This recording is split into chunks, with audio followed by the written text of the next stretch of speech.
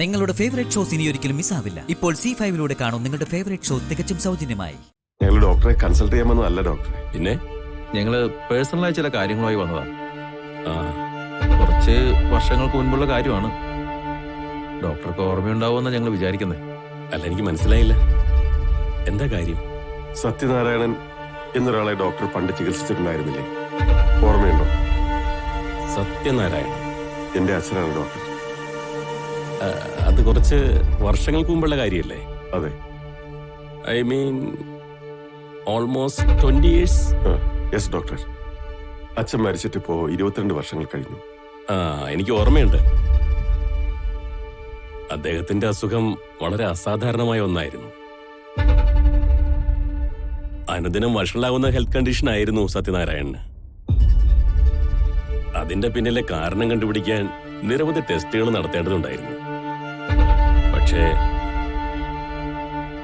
എന്താ ഡോക്ടർ, എന്തു പറ്റി? അത് ചികിത്സ തുടർന്നുകൊണ്ടിരിക്കുമ്പോ തന്നെ ഡിസ്ചാർജ് വാങ്ങി അദ്ദേഹത്തെ ആശുപത്രിയിൽ നിന്ന് കൊണ്ടുപോകുമായിരുന്നു. ആരാ ഡോക്ടറെ അങ്ങനെ കൊണ്ടുപോയത്? സത്യനാരായണന്റെ അടുത്ത ബന്ധുക്കൾ തന്നെയായിരുന്നു. അങ്ങനെ ചികിത്സയിലിരിക്കുന്ന ഒരു പേഷ്യന്റിനെ വിട്ടയക്കുന്നത് ഹോസ്പിറ്റൽ റൂൾസിനെതിരല്ലേ സർ? അവരെന്നത്രയും വാശി പിടിച്ചിരുന്നു. ഒരുപാട് സ്വാധീനം ഉപയോഗിച്ചിരുന്നു. സ്വന്തം റിസ്കിലാണ് കൊണ്ടുപോകുന്നതെന്ന് എഴുതി തന്നിട്ടാണ് അവർ കൊണ്ടുപോയത്. എന്ത് കാരണം പറഞ്ഞിട്ടാ ഡോക്ടറെ അവർ അച്ഛനെ കൊണ്ടുപോകാൻ ശ്രമിച്ചത്? അതെന്റെ ട്രീറ്റ്മെന്റിനെ കുറിച്ച് അവരൊരുപാട് പരാതിയും പറഞ്ഞിരുന്നു. പക്ഷേ അന്നോ അതിനുശേഷമോ ഒരു വിശ്വാസക്കുറവോ പരാതിയോ മറ്റൊരു പേഷ്യന്റ് എന്നോട് പ്രകടിപ്പിച്ചിട്ടില്ല. അറിയാം ഡോക്ടർ, ഒരിക്കൽ പോലും ഡോക്ടർ ട്രീറ്റ്മെന്റിനെ കുറിച്ച് ആരും പരാതി പറഞ്ഞ ചരിത്രം ഞങ്ങളും കേട്ടിട്ടില്ല. എങ്ങോട്ടാ അവർ അച്ഛനെ കൊണ്ടുപോയെന്ന് ഡോക്ടർക്ക് അറിയാമോ? അവർക്ക് കൂടുതൽ വിശ്വാസമുള്ള ഏതോ ഡോക്ടറുടെ അടുത്തേക്ക്. പിന്നീട് ഏതോ ഫാമിലി ഡോക്ടറുടെ കീഴില് വീട്ടിലെ ചികിത്സ തുടർന്നു മറ്റോ ആണ് ഞാൻ അറിഞ്ഞത്. അച്ഛന്റെ ട്രീറ്റ്മെന്റ് ഡിസ്കണ്ടിന്യൂ ചെയ്ത് കൊണ്ടുപോകണമെന്ന് ആരാ ഡോക്ടർ വാശി പിടിച്ചത്? His wife. കൂടുതൽ വ്യക്തമായിട്ടൊന്നും എനിക്ക് ഓർമ്മയില്ല. വയസ്സും പ്രായമൊക്കെ ആയില്ലേ.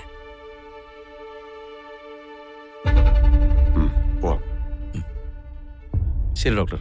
Thanks. Sorry doctor, just one more thing. അച്ഛനെ ട്രീറ്റ് ചെയ്ത ആ ഫാമിലി ഡോക്ടർ ആരായിരുന്നു എന്ന് എന്തെങ്കിലും അങ്ങോട്ട് ഓർമ്മ വരുന്നില്ല. മിഷൻ ട്രസ്റ്റിൽ ജോലി ചെയ്തിരുന്നൊരു ന്യൂറോ സർജൻ ആയിരുന്നു എന്നാണ് ഓർമ്മ. പക്ഷെ പേരങ്ങോട്ട് ഡോക്ടർ ഹാഷിം ഹുസൈൻ അദ്ദേഹമായിരുന്നു എന്നാണ് എന്റെ ഓർമ്മ. Thank you doctor, thank you very much. ശരി.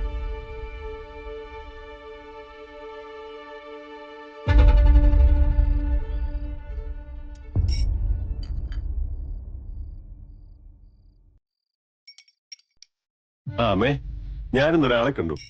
പറഞ്ഞു വന്നപ്പോ നമ്മളെയൊക്കെ വളരെ നന്നായി അറിയാവുന്ന ഒരാളായിരുന്നു. സ്വാമി അയ്യപ്പനെ ആയിരിക്കും. ചുമ്മാരിയങ്ങളെ.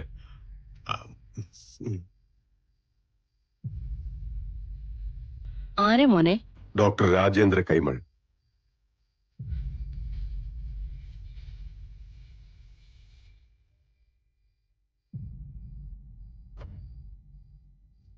അച്ഛമ്മയ്ക്ക് ഓർമ്മയില്ലേ? അച്ഛനെ ചികിത്സിച്ച ഡോക്ടറായിരുന്നു അദ്ദേഹം. പിന്നെ നീ അദ്ദേഹത്തെ എവിടെ വെച്ചാ കണ്ടത്? യാദൃച്ഛികമായി കണ്ടതാ. സംസാരിച്ചു വന്നപ്പോഴാ പഴയ ചരിത്രമൊക്കെ അദ്ദേഹം പറഞ്ഞത്. എങ്ങനെയാ നിങ്ങൾ തമ്മിൽ കണ്ടത്? ഉച്ചയ്ക്ക് ഒരു ഒഫീഷ്യൽ മീറ്റിംഗ് ഉണ്ടായിരുന്നു കഫേ ഗ്രാൻഡിൽ. അവിടെ വെച്ചൊരു ഫ്രണ്ട് എനിക്ക് പരിചയപ്പെടുത്തിയതാ. ഇത്രയും കാലം കഴിഞ്ഞിട്ടും പഴയ കാര്യങ്ങളൊക്കെ അദ്ദേഹത്തിന് ഓർമ്മയുണ്ടായിരുന്നു അല്ലേ? പിന്നെ ഞങ്ങൾ കുറെ നേരം സംസാരിച്ചു. എന്തൊക്കെ പറഞ്ഞു അദ്ദേഹം? അച്ഛനൊന്ന് ഹോസ്പിറ്റലിൽ അഡ്മിറ്റ് ആയതും പിന്നെ പാതിക്ക് ഡിസ്ചാർജ് വാങ്ങി ചികിത്സ നിർത്തി പോയതും ഒക്കെ പറഞ്ഞു. അച്ഛനെ അങ്ങനെ ആദ്യം ട്രീറ്റ് ചെയ്ത ഹോസ്പിറ്റലിൽ നിന്ന് കൊണ്ടുപോകാൻ എന്തായിരുന്നു അമ്മേ കാരണം? കാരണം അത് പിന്നെ ആ ഹോസ്പിറ്റലിൽ നല്ല ട്രീറ്റ്മെന്റ് ആയിരുന്നില്ല. നമുക്കങ്ങനെ പ്രത്യേക അറ്റൻഷൻ ഒന്നും കിട്ടുന്നുണ്ടായിരുന്നില്ല. പിന്നീട് എങ്ങോട്ടാ അച്ഛനെ കൊണ്ടുപോയത്? അത് പെട്ടെന്നങ്ങനെ ചോദിച്ചപ്പോ എനിക്ക് ഓർമ്മ കിട്ടുന്നില്ല. ശരിക്കൊന്ന് ആലോചിച്ച് നോക്കിയാൽ ഓർമ്മ വരും. അമ്മയ്ക്ക് ഏറെ വിശ്വാസം ഉണ്ടായിരുന്ന ഏതോ ഡോക്ടർ ആയിരുന്നല്ലോ അത്. അതുകൊണ്ടല്ലേ അച്ഛനെ അയാളുടെ അടുത്തേക്ക് ട്രീറ്റ്മെന്റ് കൊണ്ടുപോയത്? അത് ഡോക്ടർ ഹരികുമാരൻ തമ്പി. ഹരികുമാരൻ തമ്പി അതല്ലായിരുന്നല്ലോ ഡോക്ടറുടെ പേര്. ചേച്ചിയുടെ ഓർമ്മ പശക. എനിക്കിപ്പോഴും നല്ല മെമ്മറി.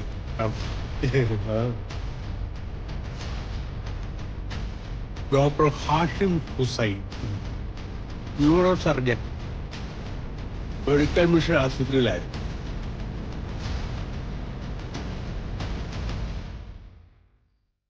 അതെ, അത് തന്നെയാ. എനിക്കിപ്പോഴാ ഓർമ്മ വന്നത്.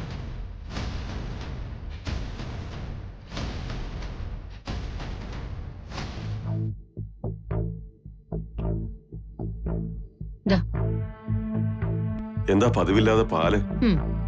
നേരെ ചൊവ്വെ ഒന്നും കഴിക്കാതല്ലേ എഴുന്നേറ്റ് പോകുന്നത്. അവിടെ വെച്ചേക്ക്.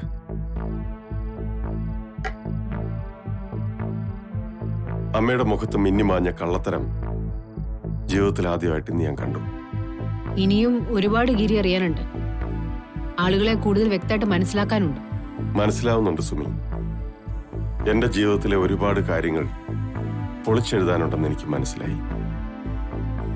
പക്ഷേ നമ്മൾ ഒരാൾക്ക് നേരെ വിരൽ ചൂണ്ടുമ്പോൾ അത് വെറും ആരോപണമായി പോകരുതെന്ന് എനിക്ക് നിർബന്ധമുണ്ട്.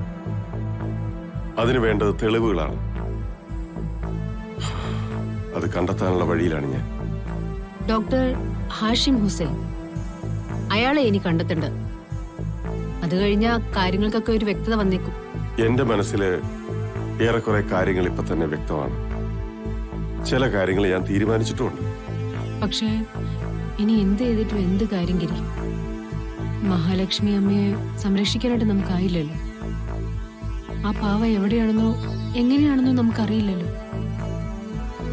നടന്ന എല്ലാ അന്യായങ്ങളുടെയും ഫലം അനുഭവിച്ചത് അവരല്ലേ. ഗിരിയുടെ ഒരൊറ്റ സ്നേഹത്തിനും നല്ല വാക്കിനും വേണ്ടി അവർ ഒരുപാട് കുതിച്ചിരുന്നു. സുമി എന്നോട് ക്ഷമിക്കണം. ഞാനൊരു തെറ്റ് ചെയ്തു പോയിട്ടുണ്ട്. മനഃപൂർവ്വമല്ല, ഒരു വലിയ സർപ്രൈസ് ആക്കാൻ വേണ്ടി വെച്ചിരുന്ന ഒരു കാര്യമാണ്. പക്ഷെ പിന്നീട് അങ്ങോട്ട് നടന്ന ഓരോരോ കാര്യങ്ങളിൽപ്പെട്ട് അതങ്ങ് നീണ്ടു പോയി. എന്താ ഗിരി, സർപ്രൈസ് ഒന്നും വേണ്ട, കാര്യം പറഞ്ഞാൽ മതി.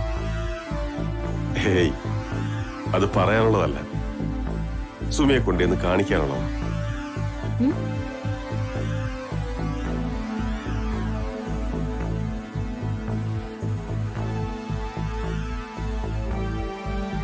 നാളെ തന്നെ സുമിയെ ഞാൻ ഒരിടം വരെ കൊണ്ടുപോകും, ഒരാളെ കാണാൻ. ഡൗൺലോഡ് ചെയ്യൂ C5 ആപ്പ്. കാണൂ എല്ലാ എപ്പിസോഡുകളും സൗജന്യമായി.